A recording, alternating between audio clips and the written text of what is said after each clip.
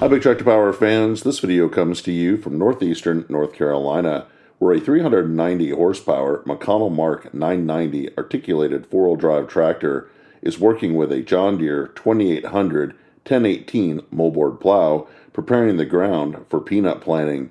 In this presentation, I would like to share with you the production history, specifications, and original price tag of this tractor, as well as taking viewers for a ride in the cab of the machine to show what it looks like from the operator's perspective, and then talking with the owner of the tractor and a farmer who used to own the tractor about the engine and history of this four-wheel drive. But first, let's head out to the field so that you can see and hear this big tillage team at work.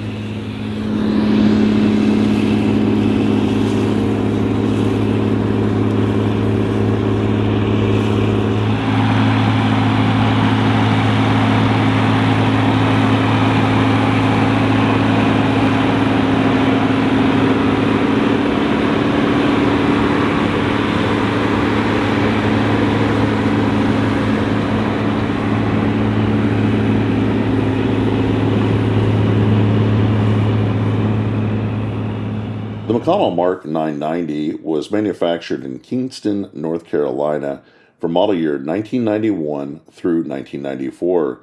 It is powered by a 12.9-liter, 777 cubic inch Detroit Diesel 60 series turbocharged 6-cylinder liquid-cooled engine rated at 390 horsepower. It's equipped with a 190-gallon diesel fuel tank. Customers could order two different transmissions for this tractor. It came standard with a gear drive 12 forward and 4 reverse speed transmission that allows it to travel from 1.8 up to 19.2 miles per hour. On later models, an optional Eaton Fuller partially synchronized transmission with 18 forward and 2 reverse speeds was available, which allows the tractor to travel from 1.2 up to 20.8 miles per hour. When the 990 rolled off the assembly line, it weighed in at 36,000 pounds, and it can be fully field weighted up to 40,375 pounds. When the McConnell-Marc 990 four-wheel drive was new, it had an original list price of $128,000.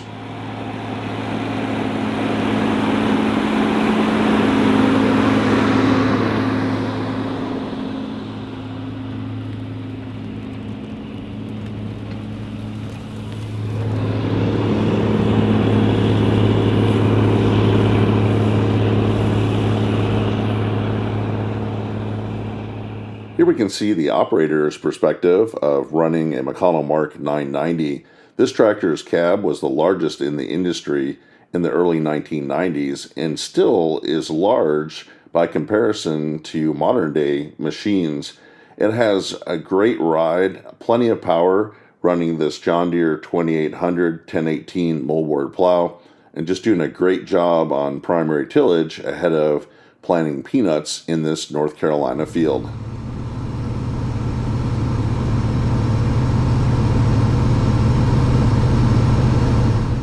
I'm here with Ashton Lewis and Mike Whalen, and we're going to talk about the McConnell-Marc 990. This is a pretty rare tractor, and Ashton is the owner of it, and Mike also used to farm with it in Illinois, and we're in North Carolina today. Ashton, why did you want to purchase this tractor to collect? I saw Mike's 5200 at Rantoul, and I believe it was 2021. It was sitting there, had a phone number on it. I called the number, and a few minutes later Mike came by, and I asked him all about it because I'm a Detroit Series 60 enthusiast. I have 6 trucks, old trucks with them in it, and not just old trucks, some GMC or Generals, GMC, right? That's right. Yeah, old GMC Generals.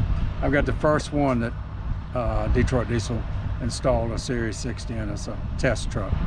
It was an 82 model. The engine wasn't introduced to the market until 87, so it was 5-year pre-production engine.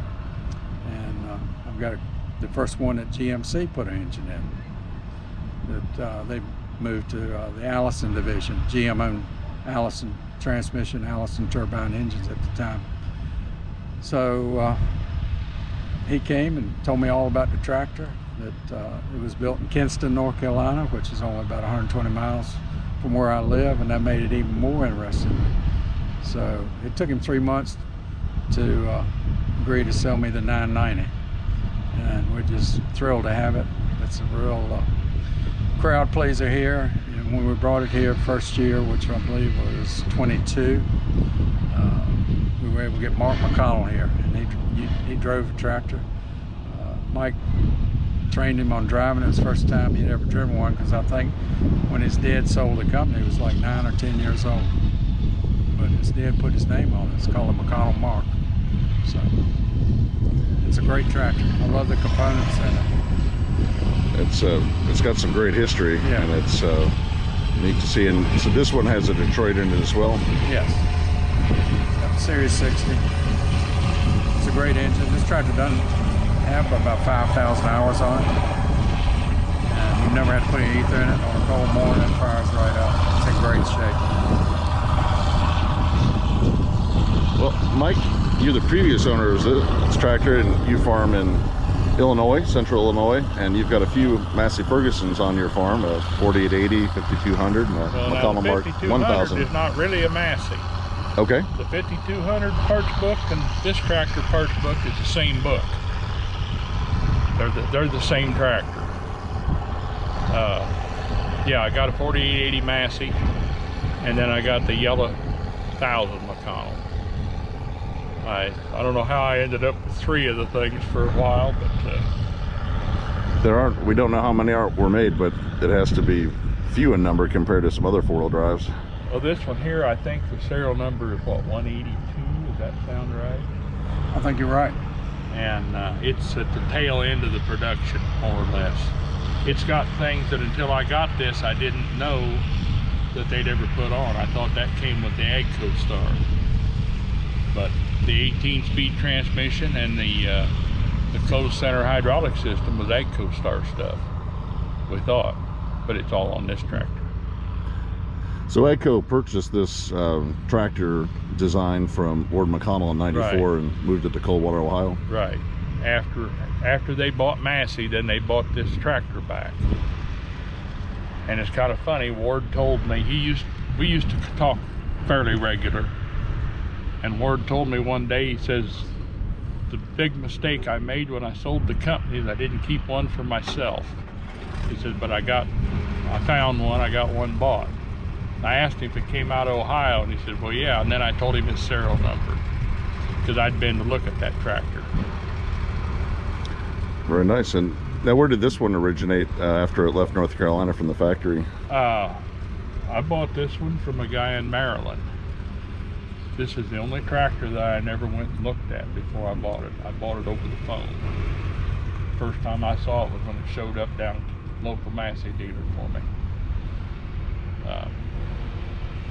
Normally I'd drive out, and I would have drove out there, and I thought, you know, I'm going to buy it regardless, so it don't make no difference.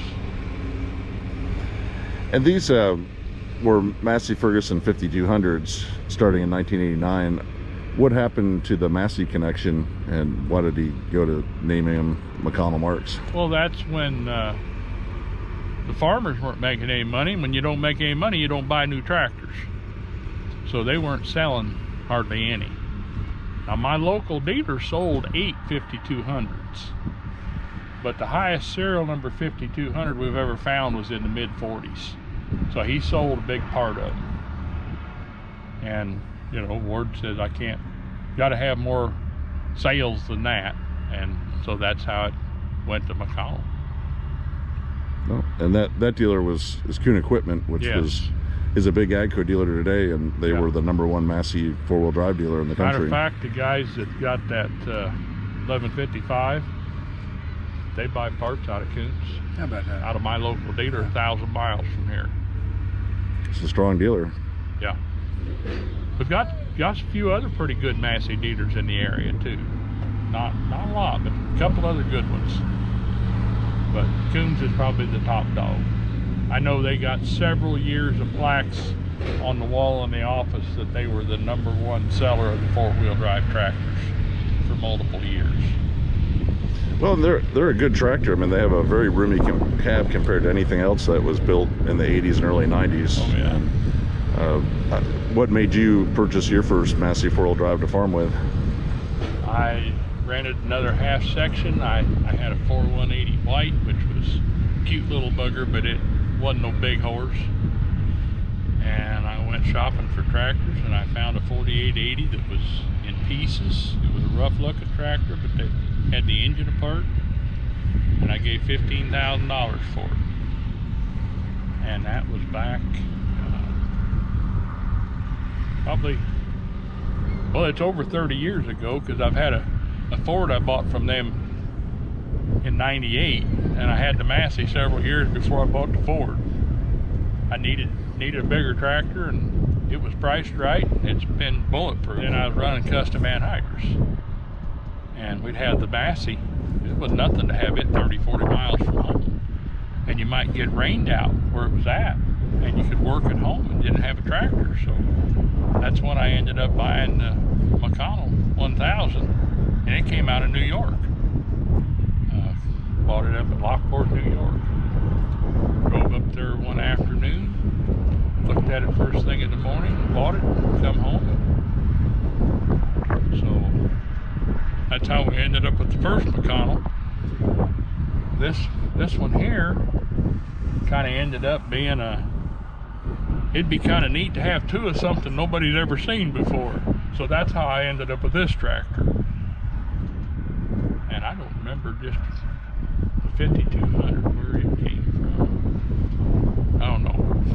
They're good tractors, and I appreciate, just as a fan, that you farm with them and have helped be able to highlight them. And yeah, like I say, Ashton, he wanted my 5200. I said, no, that won't happen. But somewhere in the conversation, he figured out there was two more of them at home. Three months later, I got the call. So here it is. if I was going to pick one, I think the 990 is probably the rarest of them all. It's there's a 900, 1000, but I've never seen a 900, and I've never seen it either. There is some 990 got Massey decals on them. There was one sold on the Sullivan auction, and it was sold as a 5200, but that's not what the serial number tag says. Well, I have friends in Kentucky that their tractor's been on Big Tractor Power, and it says 5200, but the serial number says 990. Yeah, there's several of them around. Now, I know now where the first 5200 guy I know in Canada just recently bought it. I don't know if you know Dave Link. I do not know. Well, he's ridden in the 4880 at Grand Pool when we were pulling the 20-bottle plow hitch. But he just recently bought the first 5200, which was down in was it Missouri or Kentucky? Missouri, I think. No, Kansas. It was in Kansas. But he sent me an email here a while back. He got it bought, so and it's like mine. It's a power shift. I don't know how many power shifts there was, but there couldn't have been very many. And what's the transmission in this 990? This one's an 18-speed. Okay. Which I'd never heard of the 18-speed till the AGCO-STARs came out. We thought that was an AGCO-STAR thing till I ran across this tractor, and it's already got it. And there was some that had the Detroit 855 in them. And I've seen pictures of one 1000 that had a cat motor in it. It was up in Canada. I have no idea how many. That was a later, newer tractor. And it brought on an auction over $100,000 about 2 years ago. That's pretty collectible. Yeah. It was a nice looking tractor. Beautiful. It didn't have many hours on it. Solid yellow. Yeah. Do you know why some are yellow and some are red, or just I have no clue. mystery of the ages that they look good and red and yellow? Well, a strong suspicion is because the yellow that is on them is the early Penske truck yellow. Okay. And of course, Roger Penske was involved in this whole mess. Right. They took that first tractor to Penske with no engine in it. You know, what do you got? It wasn't something they went and bought the engine put in. They loaded the tractor up, sent an engineer with it, sent it up to Penske to put that first Detroit in. Very interesting. And I don't know, I've heard varying things on the Deere connection with this engine. But at one time they owned at least part of the company, so that their 12.5 is very, very similar to this engine that's in the 9000 series, 9400s and them. It's not quite the same, but it's close. Well, Ashton, Mike, thank you very much. It's been a pleasure to visit with you and see this tractor out in the field. It's just an impressive piece of history from the early 90s. Well, thank you. It's great having you here. I'm so thankful that Mike agreed to let me have this tractor. It's a real hit here in our area.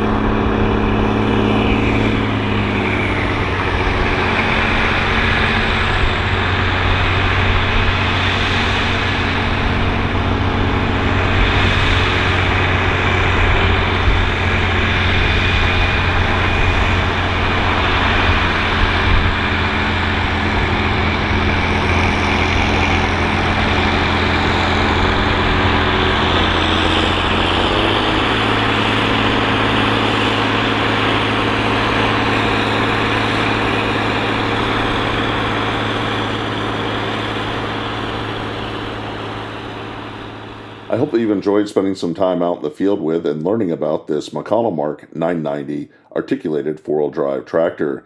I would like to hear in the comment section below this video if you use a McConnell-Marc or a Massey-Ferguson four-wheel drive on your farm. Tell me about the model and the implements that it operates. If you have appreciated this presentation, I hope that you'll consider subscribing to Big Tractor Power YouTube, where there's over 3,000 videos of farm machines in action. As always, thank you for watching.